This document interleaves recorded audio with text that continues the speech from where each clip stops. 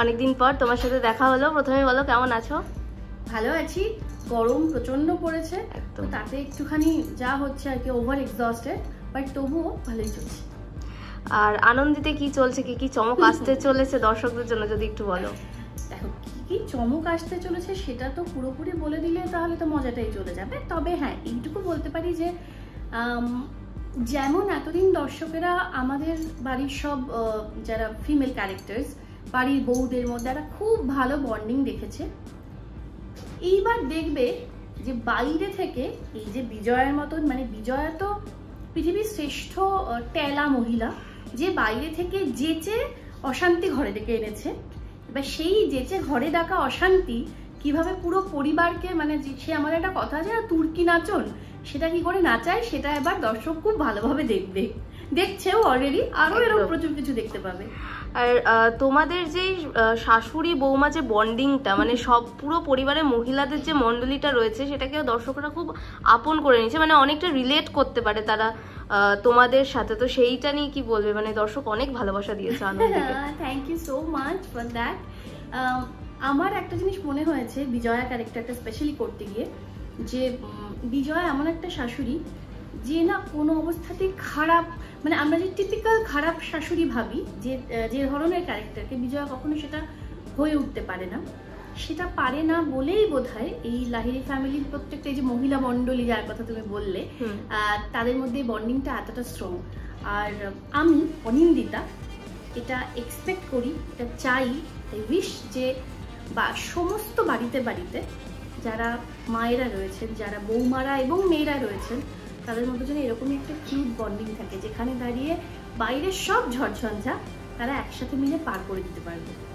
একদমই তাই। আর তোমাদের যে এই ইন্সপায়ারিং স্টোরি, মানে মোটিভেট করে অনেক মহিলাদেরকে, যারা এই সোসাইটি, পেট্রিয়ার্কাল সোসাইটি এখনো রয়েছে যে জিনিসটা, সেই জিনিসটাতেও কিন্তু মোটিভেট করে। তো সেইটা নিয়ে কি বলবে?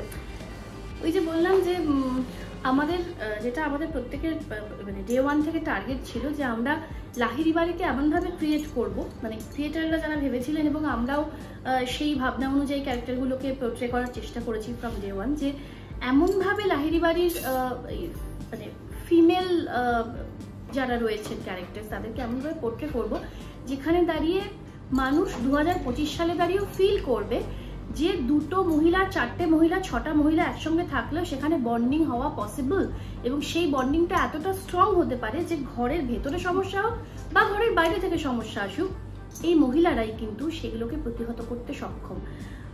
কার ডিগ্রি ক্যাপাসিটি কতটা, কার এডুকেশনাল কোয়ালিফিকেশন কতটা, বা কার ফ্যামিলি ব্যাকগ্রাউন্ড কীরকম, ডিসপাইট অফ অল দ্যাট, যদি এই মানুষগুলো, যদি বাড়ির মহিলারা যদি সত্যি সত্যি ভেতর থেকে ফিল করেন যে আমরা যে কোনো পরিস্থিতির মোকাবিলা করতে সক্ষম, যদি এটা ভেতর থেকে ফিল করা যায়, এটা অ্যাকচুয়ালি পসিবল। এই পসিবিলিটিটা আমরা লাহিড়ী বাড়ির সমস্ত মহিলা ক্যারেক্টারটা বারবার তুলে ধরতে চাই দর্শকের কাছে।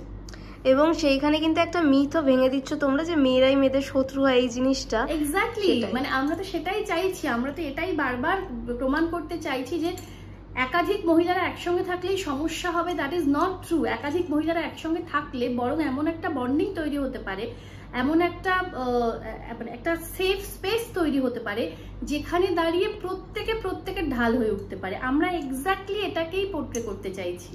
তোমার রিয়েল লাইফে এরকম কোনো বন্ধু আছে বা কেউ রয়েছে মহিলা যারা, মানে যে তোমাকে এরকম ঢাল হয়ে দাঁড়িয়ে রয়েছে তোমার সামনে? হ্যাঁ, আমার রয়েছে, সত্যি কথা বলতে আমার মা রয়েছেন। মানে আমি যদি শুধু মহিলা হিসেবে বলি, আমার বাবা মা দুজনেই ভীষণ সাপোর্টিভ, মানে সেটা আমি বারবার প্রচুর ইন্টারভিউজে বলিও, that is so true. But যেহেতু তুমি শুধু মহিলার কথা বলছো, আমি আমার মাকে দেখছি টিল ডেট,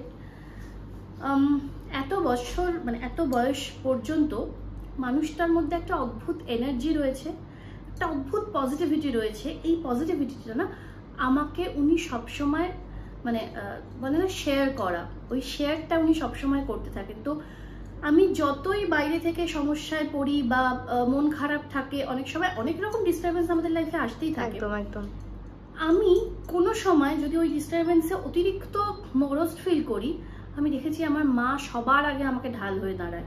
শুধু ঢাল হয়ে দাঁড়ায় না, আমার মা আমাকে এটা বারবার করে বোঝায় যে life has to go on, তুমি কোনো সময় থামতে পারবে না, তো থামতে যখন পারবে না তখন পজিটিভ অ্যাটিটিউডে এগিয়ে চলো।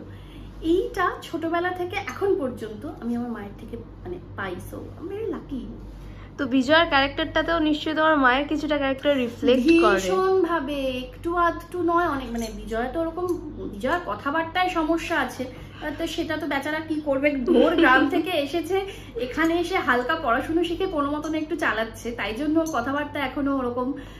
কিন্তু আদার দ্যান দ্যাট, মানে সেই জায়গাটাকে ছাড়লে আমি চেষ্টা করেছি বিজয়া ক্যারেক্টারটাকে যতটুকু পসিবল আমার মায়ের অনেকটা ইনফ্লুয়েন্সে তৈরি করতে, বিকজ আমি আমার মাকে দেখেছি যে আমাদের, শুধু আমি বলে না, আমি আমার অনেক বন্ধু বান্ধবের ক্ষেত্রেও যখন যখন আমরা কোনো সমস্যায় পড়েছি বা মায়ের থেকে কোনো সাহায্য চেয়েছি, কোনো পরামর্শ চেয়েছি, মা ঠিক সবসময় আমাকে এবং আমার বন্ধুদেরও পজিটিভ পরামর্শই দিয়ে থাকে।